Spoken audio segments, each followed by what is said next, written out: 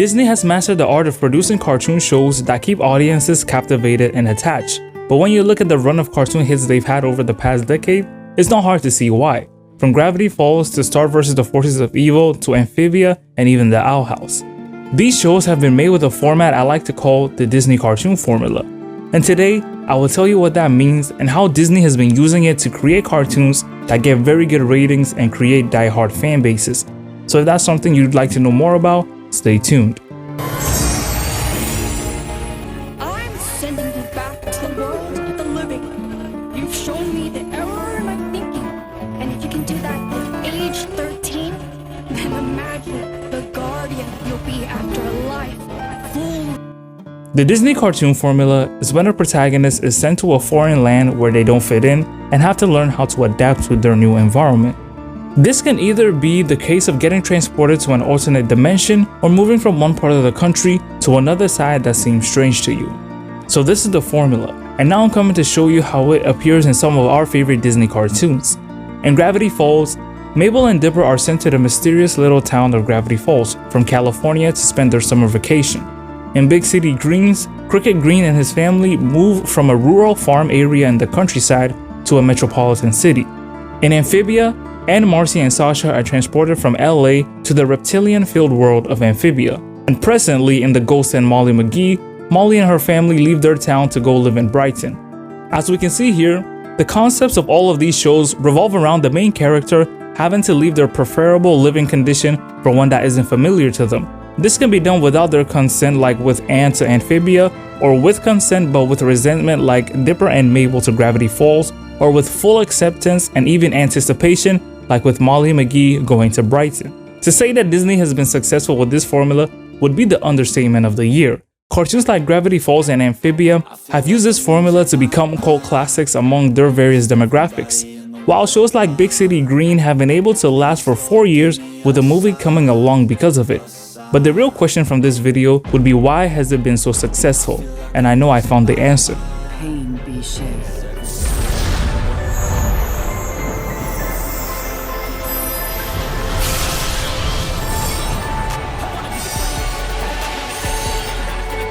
So we know that the formula follows heroes that have moved from their normal living conditions to a foreign one.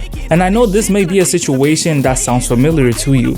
So if you have ever found yourself in an environment that was different or made you feel like you didn't belong, then there would be no doubt that you would find it easy to relate to what the protagonist in the formula goes through. That feeling of being alone and having no one around you to guide you in such an unusual place.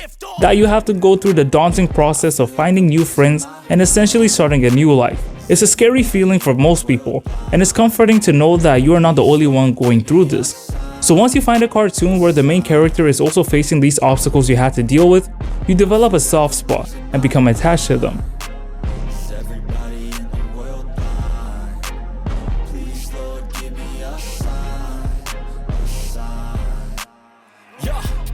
The first few episodes of Anne while she was in Amphibia were filled with her struggling to adapt to the wild nature of her new environment and getting the people over there to accept her as one of their own. This revelation is what makes supporting these shows very easy, because you can easily relate to the characters on a deeper level. You understand why they may feel fear or anxiety in their solitude, because these are the same emotions that we express when faced with these kinds of conditions. But as the main character is progressing and understanding their new environment better, you feel a sense of pride for them. They're finally adapting to this problem in their own way. And this is the thing with these types of cartoons, because they're very growth-oriented.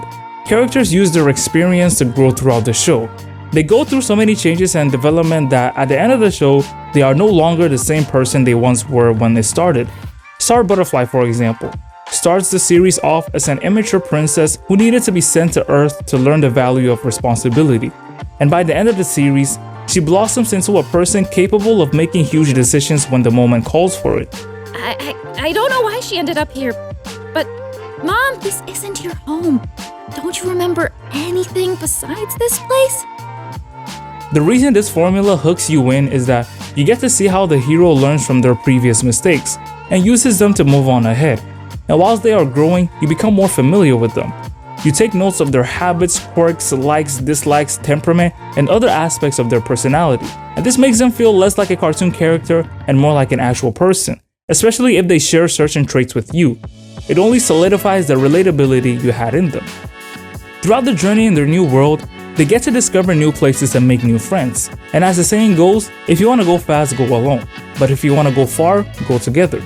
With this in mind, our hero usually has a support unit that helps them traverse the place with ease. Among the members of the support group is usually the mentor, who caters to everyone's need and serves as the voice of reason in important decisions. In this category, we have Ida from the Owl House and Grokno Stan from Gravity Falls.